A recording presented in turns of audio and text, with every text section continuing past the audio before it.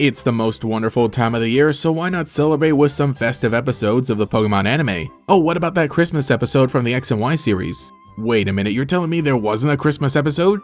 Alright, what's the story here? Well, there's a good chance you've seen this image of Serena dressed as Santa Claus somewhere before. This originates from a commercial on Japanese television. The episode I might have been thinking of was episode 59, Under the Pledging Tree, a title that sounds vaguely festive and the visuals of the episode look familiar, but the event that takes place in it is actually completely original. Pokemon has made Christmas episodes in the past, the Holiday Hijinks one being the most notorious. Also, there were a few shorts part of Pokemon Chronicles, spanning both Generation 1 and 2, and there were some other animated shorts released not here but still revolving around Christmas. I mean, those ones do make sense given that we met Delibird and Stantler, two Pokemon pretty clearly inspired by the holiday. Well, Delibird is at least, and Stantler was maybe a happy coincidence. The point is that for a long period of time, there was basically no acknowledgement of Christmas. Understandable given the aim to appeal to all audiences when the origins of the holiday are undeniably religious. And it allows you to do some additional world building by just making up your own holiday for a fantasy anime. But let us go ahead and watch this episode because it might give us the warm fuzzies, perfect for this time of year.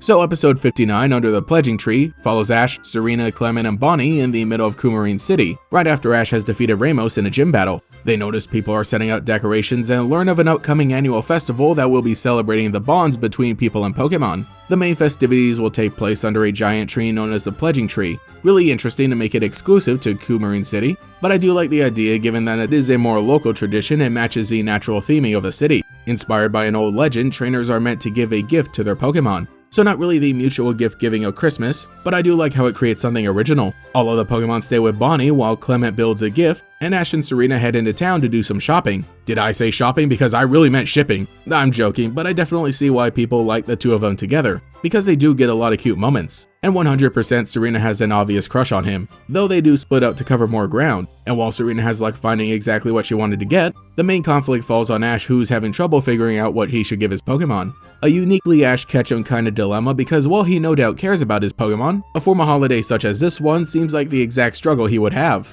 Serena is later able to give him the exact advice he needed, and so he heads off on his own yet again to gather a present. Also, while doing this, he runs into a wild Dunsparce at one point and considers catching it, but doesn't have any Pokeballs with him. It is really funny to think that this is one of those Pokemon he almost had. Not sure how things could have played out if he did have one. Anyway, that night, everyone gathers around the Pledging Tree, and Team Rocket predictably shows up to steal all the presents and ruin the party.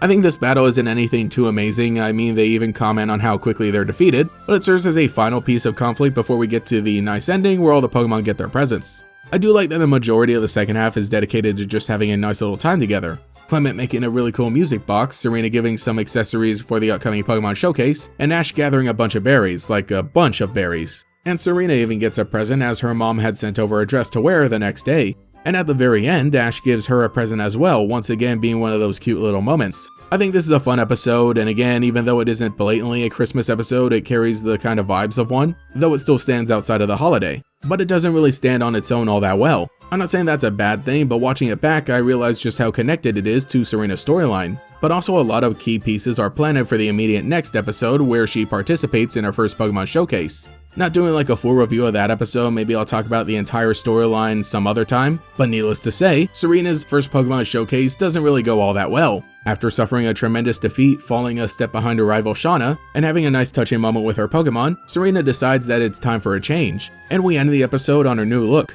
featuring shorter hair and a different outfit. Again, I'm not going to talk a lot about this episode since our focus is the previous one, but dang, this is a really good episode. And changing her outfit and hairstyle is a cool way to show off the character customization in the X and Y video games, while serving as a visual indicator of her character growth. And yeah, by the way, she uses the blue ribbon that Ash gave her. I did mention it before, but he did win it randomly when they were shopping together, so like I said, episode 59 is very important for setting up this one.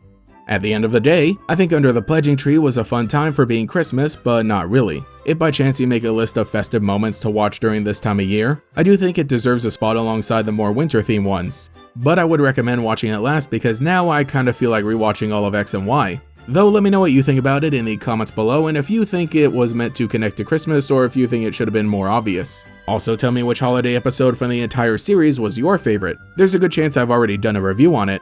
Anyway, I should get moving and gather presents for my own Pokemon to show them my appreciation. Thanking every channel member for your continued support, including the great Gators. Alex Switch Shiny Hunts, Psychic Jalen, Brian794, Dusty Gogo, Taxco6942, Astor El Forajito, Tyler Hopper, Lockadox, Koi13, Cemetery Hill, Cosmo Zero, Rainfrux, Cheez-It62, Gator Kid 509, TF, Mathaclog947, Taijirai, Justin R, Phantom, and Quago. If you would like to support See Your Name Here, get access to emotes for comments, live streams, sometimes early videos, and our monthly podcast, you can become a channel member today. You can also follow me on Twitter and Blue Sky for more memes. Anyway, this is GatorX, and I'll catch you all later. Why do we play 3DS? Because battles can happen anywhere. Because playing in the dark is so awesome. It's scary. Because driving your family crazy is crazy fun. Because visiting our friends is just the best. Duh. Why do we play 3DS? Because it's Nintendo. Why do you play? Nintendo 3DS and 2DS bring games, characters, and friends together. Games rated E for everyone.